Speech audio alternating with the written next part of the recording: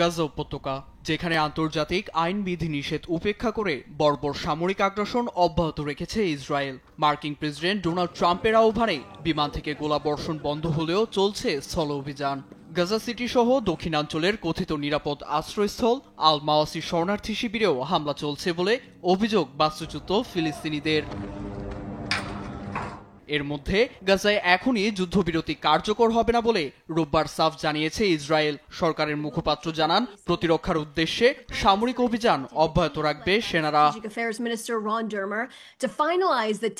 উপত্যকায় গণহত্যা বন্ধ ও ইসরায়েলি সেনা প্রত্যাহারের শর্তে ২০ দফা দাবিতে আংশিক সম্মত হয়েছে গাজার সশস্ত্র গোষ্ঠী হামাসও। এর জন্য গোষ্ঠীটিকে সাধুবাদ জানিয়েছেন মার্কিন প্রেসিডেন্ট ট্রাম্প। তবে ক্ষমতা ধরে রাখার চেষ্টা করলে গোষ্ঠীটির নাম উপত্যকা থেকে মুছে ফেলা হবে। সিএনএনকে দেয়া এক সাক্ষাৎকারে এমন হুঁশিয়ারি দেন তিনি। চুক্তিতে হামাসের সম্মতিকে বড় অর্জন বলে আখ্যা দিয়েছেন মার্কিন পররাষ্ট্রমন্ত্রী মার্কো রুবিও।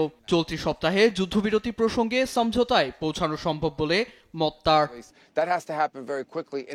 এছাড়া চুক্তি মেনে আলোচনার টেবিলে ফিরে আসায় হামাসকে সাধুবাদ জানিয়েছেন মুসলিম বিশ্বের নেতারা।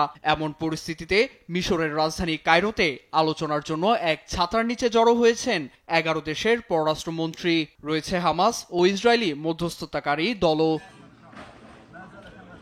নীরব দাস, নিউজ ডেস্ক, দেশ টিভি।